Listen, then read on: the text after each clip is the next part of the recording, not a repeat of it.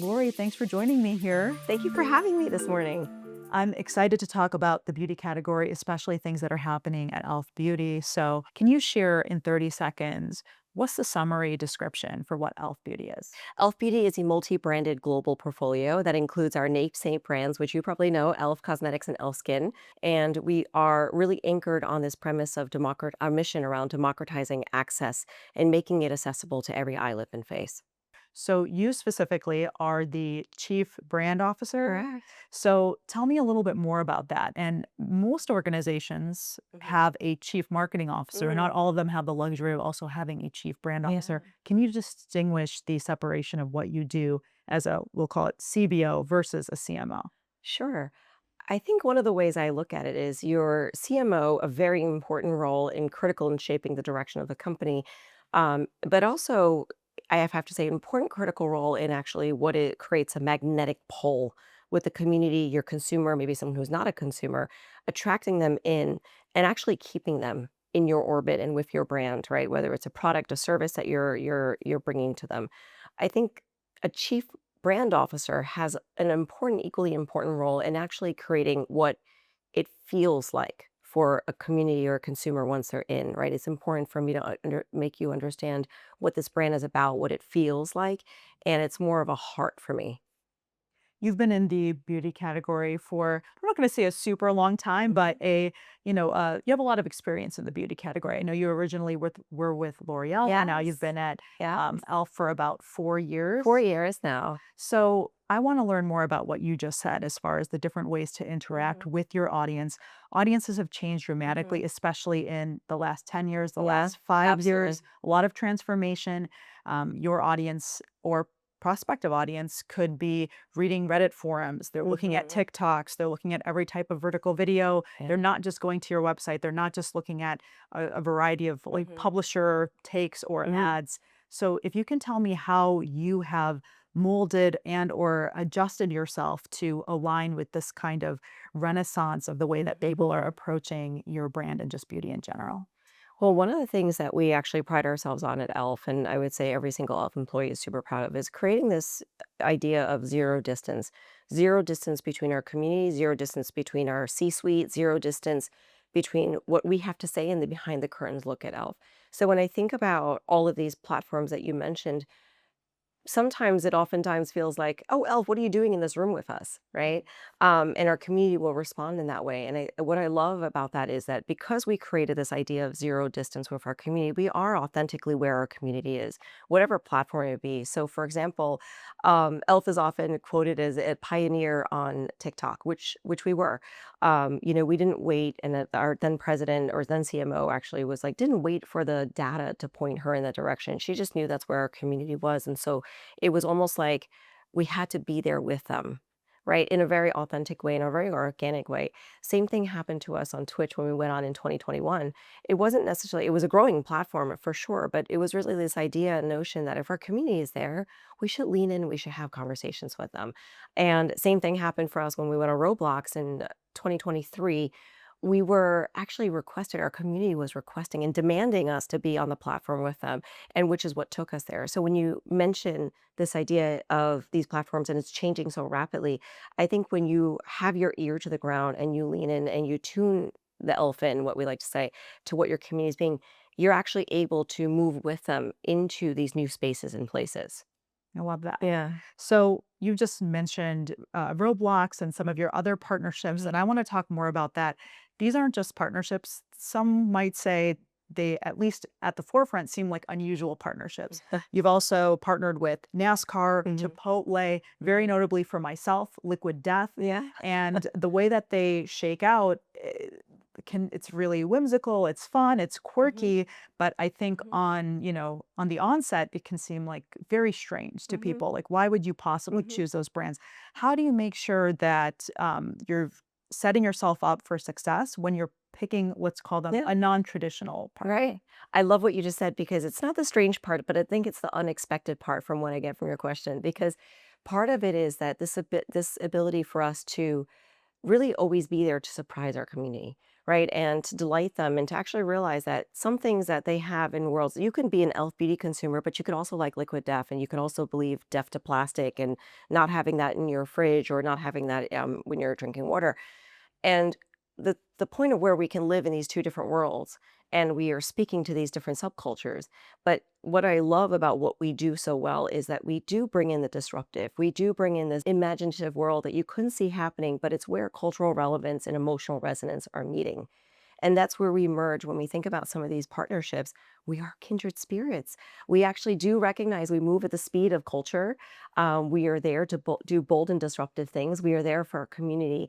And when you come together, some of these amazing alliances and the meeting of the minds come together to surprise our community. Yeah. It's Hmm. it's fun to watch, especially really as a person who's just consuming media, Right. and seeing how it comes together. So I guess I'll ask you one Yeah. follow-up question along those lines. What does that creative process look like? And as a person who's at the Hmm. helm of overseeing brand Hmm. work, Hmm. what role do you play when Hmm. you're doing that decision making Oh my there? God. It's so much fun. One of the, for example, if I think about a partnership that we just had this year was with H&M. It's a global powerhouse and it's actually a global fashion icon. But if you look at the core of what they do, they actually democratize access to fashion, right? Through sustainability, through, something that is very elevated. And when we partnered with them, we took our holy grails and we actually reinvented them. So Power Grip, Halo Glow, Camo, three of our holy grails in our portfolio. And we actually reimagined what that can smell like, what could feel like. What would it be if I'm carrying it? And when we got in the room with H&M and our partners and we flew over to their offices, we brought that worlds together. So the process is really this notion of how can we do something that we wouldn't have been able to do without you as a partner? And how can you do something and you couldn't have done it without e.l.f. as a partner? And that process means that you really have to trust each other, but you also have a lot of creativity on the table. And you're saying to yourself, there's nothing that you couldn't do. And actually, anything is elf impossible. And if you put the meeting of the minds together, what can you actually create that goes beyond the boundaries of what our community can expect from us? Yeah. So clearly you're doing a lot of, I'd say, like pioneering type work Mhm. in your Right. category. So I'm curious, there's got to be things that you've seen from whether it's legacy brands or just other brands out there that are maybe old hats. Is there Mm. anything that you historically have Mhm. had as part of your arsenal that you've kind of done away with because it's just so outside of the realm of the kind of very non-traditional way that you approach marketing and brand work at e.l.f. Beauty? I actually don't think there's anything we've done away with. I've actually think there's things that we probably didn't put the right amount of weight on, or maybe that actually I see as brands tend to get overvalued, and that's SEO. Especially the game now. When you think about SEO, much of it was like, oh, I just want to be discovered, right? I want to be searched. I want to be found.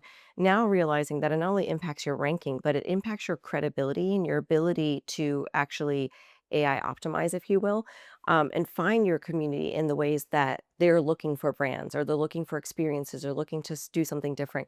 And I think that's actually overlooked. So it's not something that I think we've abandoned, but actually thought about how to look at it through a different lens. Yeah, there's been so many Yeah. occasions where if you ask anybody who works for any agency, Yeah. this is the like end all be all question, which is let's just heavy up into SEO. Yeah. But there's a lot of brand work that needs to be done to Mhm. make sure that you can keep 100%. fueling in and making the most out of Yeah. SEO. So Yeah. it's a good proof points for people to be Yeah. thinking about. Also, as an experienced marketer, I have to ask you about the flip side, which is Mhm. that you are making these non-traditional Mhm. choices and you have your way of going about it. Mhm. Um, but still there's risk. And with risk, there's a reward. And with Mm. risk, there's also sometimes the yield is more risk. Mhm. And so, what is that process looking like on your end when sometimes your community, of course, you celebrate when your community celebrates and Mhm. that they're pleasantly surprised and delighted. But on the flip side, with that, did you call it zero distance? Zero With distance. zero distance, they're going to tell you the flip side too, which Yeah. is I'm That's right. disappointed. I was looking for That's something right. different. So what does the reception process look for you all when Sure. you are trying to receive that feedback and thinking on Yeah. what it is that you're going to do next? Our community isn't shy. They're not shy in one demanding what they want from us. And oftentimes they will say, if you open up one of our social posts, we'll be talking about this amazing melting lip balm. and they're like, "But I want this." And so they start using almost social as a walkie-talkie to actually share with us what they're thinking and what they wanna see from us and what they're demanding in many ways. Sometimes you get capital letters, "I want bronzing drops," and that was a piece that actually happened in our history where our CEO went on a live stream and our community was asking for bronzing drops, and he actually had to go come out of that and walk down the aisle to our product development room and actually ask them to accelerate it. So there's the demand part. So our community let us know that, but they also tell us when something is working, and we usually see those signals within the first few posts of of a launch. We'll actually know how our community is responding, how they're liking it. For example, we just launched hair, e.l.f. hair, and it was a six-piece collection that we launched for our community. And instantly they told us what they loved about it, the smell, the price points, and you're really getting those in moments when we do something and we actually realize we've upset our community. A great example is we've undervalued the power of a pickle. What I mean by that is we created this amazing lip balm that was pickle flavored. It was actually a sheer tint, but for pickle lovers, it was really admired. And we sold out in less than 14 minutes. And our community was not happy about that. So stay tuned. There might be something coming back for them. But that was an interesting aspect of how you actually know how your community is responding to them just by watching and listening to the signals that they're giving you. I didn't anticipate that that was gonna be the follow-up. I'm like, were they pleased with the pickle? It sounds like they were, They and were the very pleased with the disappointment was that result. there wasn't enough pickle product, Yeah, we so had underestimated how the power of the pickle. amazing. Well, I also need to ask, because the show is called AdTech Unfiltered, I'm curious about the impact and the thought process of taking your brand and having it have application in the digital paid media world. Mhm. What does the processing and the Mm. looking at of digital paid media look like for e.l.f. Beauty? Yeah, such a critical piece of our marketing engine. I would say for us, digital paid media, not different from other brands, but it's really critical for us to think about the audiences that we're reaching with it, right? And how you actually are speaking to that audience. Where are you going to find them? So, for example, when we actually went in and partnered with Catherine Legg, who is an Indy 500, for we actually worked with her for Indy 500 last 2 years ago, and have continued to partner with her. We were like, there's an entire audience of race car drivers and actually, girls who are going to the race car families that are actually going to the Indy 500 that have never been spoken to. Mm. And when you think about that in the realm of paid media, it's like, how are we actually reaching them both organically, but also how are you making sure that what you're doing out there is actually getting the right reach and landing? Yeah. I also want to ask similarly about a question that I think a lot of people who are knocking down your door want to know about, which is Mhm. everybody wants to work with e.l.f. Beauty. And a lot of people don't know what you need, and they may not know where they could possibly sit in your process Mm. when advertising solution providers are trying to talk to you or your CMO.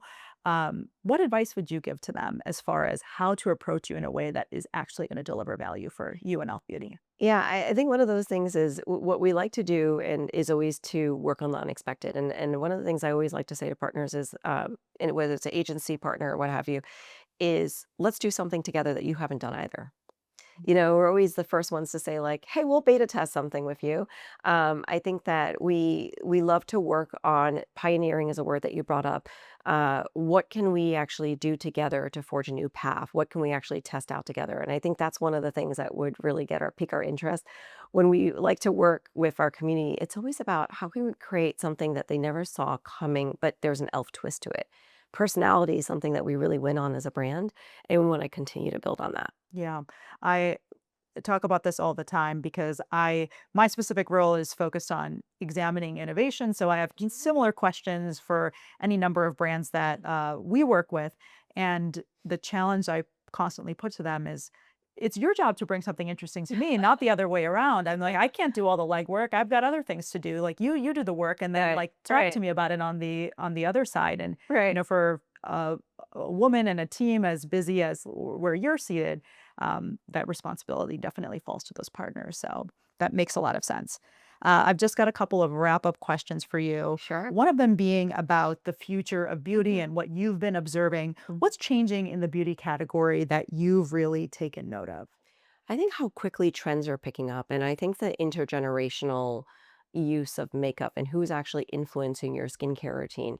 I was certainly coming of the age where I was influenced by my mom's Pond's routine, right? I was like watching her in the bathroom and putting her in makeup and washing her face and then doing what she needed to do as part of her routine as a working parent. I think nowadays it's almost reversed, right? So I have two alpha girls. I'm almost watching them, walk into Ulta, walk into Sephora, walk into Target and seeing what are they gravitating towards. So it's really interesting. I think that's a really big piece that has shifted in the beauty world. The influences that are coming from Gen Z and Gen Alpha have been really prominent. An intergenerational sharing of the love, and I think that's where Elf really wins because we have multi generational appeal, and we've continued to win with alphas, Gen X, Gen Z, millennials, and seeing that broad distribution. Everyone loves it. Yeah. Mhm. I was just talking to a colleague earlier about there are younger and younger consumers that are much more educated about the beauty They are. category, and they're looking for not just brands but very specific products Mhm. from those brands. Ingredients even. Yes, and Mhm. it's a very different world, and that Mhm. is something that I imagine Elf Beauty and other brands that are receiving that younger Mhm. consumer really they have to have an awareness Mhm. around. Yeah, absolutely. And then a follow-up question, and this wasn't in my original list, so I'm Sure. just throwing this out there and we'll see how you feel about it. I was talking to one of my colleagues named John Hyland, and he said, Mhm. you need to talk to Lori and ask her about Devil Wears Prada. And I'll share the context in which he meant it. I don't know if you watched the movie. I haven't, but he said that a big component of the film is that there's this big transition in the beauty category, or just for brands that are going to that historically needed to be in the pages of Vogue or needed to be Mm. in the pages of Mm. if they're no longer in the pages on publications, on publisher sites, because that was absolutely essential for the promotion of Mm. those brands. I'm Mm. curious, especially again, we talked earlier Mhm. about how you guys are a revolutionary brand. You Mhm. have non-traditional ways in Mhm. which you've gone about it. Really, you've maybe graduated away from a lot of that. Mhm. But I think about accessible brands, and historically, they needed to be in beauty pages. Mm. Yeah. And I can't say that I've stayed on top of Yeah. if they continue to be there, but I'm Mhm. curious to what extent is that something that is relevant or important for e.l.f. Beauty to be in the pages of like these, um, the old guard publications? I think it ultimately becomes a question. It kind of goes back to when we think about the platforms, be where your community is. And if we find that our community is giving us signals that they are reading print publications, or if they're more offline, right, or they're more online, or if they're online and they're on platforms, or if social selling is something that they're really interested in and they want to have more conversations there, I think leaning into that and finding those signals is probably the biggest cue on it. So if that's something that we're seeing from our community, we will lean a new one away. I don't think print is dead. I think it still holds a lot of value, and I think it also has a nostalgia element for some of us. I love flipping through a magazine and discovering new things. Yeah, absolutely. And there's the obviously the print side of it, but there's also just online publications in general. I Right. follow a lot of commentary about what's happening to them, even in their digital formats. And the landscape is just changing. So obviously, those publications, they're going to continue to change. It's not your job to change for them, it's probably their job to change for you. So that's a separate conversation for me to have with the For another publisher, time. but I just wanted to bring that up. And then I've got a fun question for you, which is Sure. this. If you had to only pick two products from your beauty Oh my brand, gosh. and you had to do That's away tough. with everything else from your routine, what would those 2 products be? That is very tough. I would say one thing I definitely would not do without, especially under the can sun here, is we have this amazing skin tint under Halo Glow. It's called our Halo Glow skin tint. It's got a mineral SPF 50. I'm actually wearing it today, but it's probably my go-to product. I cannot live without it because it actually is almost a makeup skin hybrid. So I know that it's hydrating my skin, but it's also protecting me from the sun. Okay. Yeah. Okay. I would say the second product would probably be what I have on my lips, which is I always keep it handy, my Glow Reviver Lip Melting Lip Balm, just Okay. so my lips stay hydrated. Okay. Yeah. Great. And then final question for you. Sure. A lot of people want to work in the beauty space, or they Yeah. think about marketing. Beauty is an exciting category. What advice do you have for young marketers or marketers who are curious to work in the beauty space? Do you have any advice for them? Don't hesitate, step right in. You're right, beauty is very trend driven, but also very fast paced. I do believe that the marketing here we tend to be very innovative and we're trying new things and experimenting. And I would say for anyone who is looking to get into the beauty industry, When I think about even my own entry, I started entry level coming into beauty industry. I was willing to, and I was at L'Oreal, and I had a very beautiful career there, nearly 2 decades. But I came in entry level because I knew I was willing to learn, and I had a curiosity about learning. So my advice would say, apply that curiosity and go for it. I love that. I do think Tap into it. it's tricky. I mean, in today's landscape, there are so many inventive young people who are Hmm. thinking of really creative ways to Hmm. appeal to jumping in at Yeah. the bottom rungs of the ladder. And Oh I yeah. think if anything, even our discussion kind of informs the way that maybe a young marketer needs A to hundred. appeal to a brand like e.l.f. Beauty. I have a great story because I have someone who's now on my team. She started as an intern, but now she's a coordinator. But how she became our intern was very interesting because what she did was she created a TikTok video while she was walking in to drop an application in. She was actually dropping off her resume at the office, and it got noticed that she came into our office and was bringing her resume. And next thing you know, where our recruitment team called her back in, and she had an interview, and it just showed that she was willing to break the mold, and it was disruptive, but she also was very much showing us what Gen Z is doing differently in terms of getting noticed. Yeah. Yeah. I'm walking away from this conversation just recognizing that creativity is mandatory and Yeah. creativity is always evolving. And 100%. that is something that you're really on top of, you and like the much larger team at e.l.f. Beauty. So we're excited to see what happens next. I'll be keeping my ears Oh, thank perked, you. and I appreciate the time today. Thank you very much. Thank you for having me. Yeah, absolutely.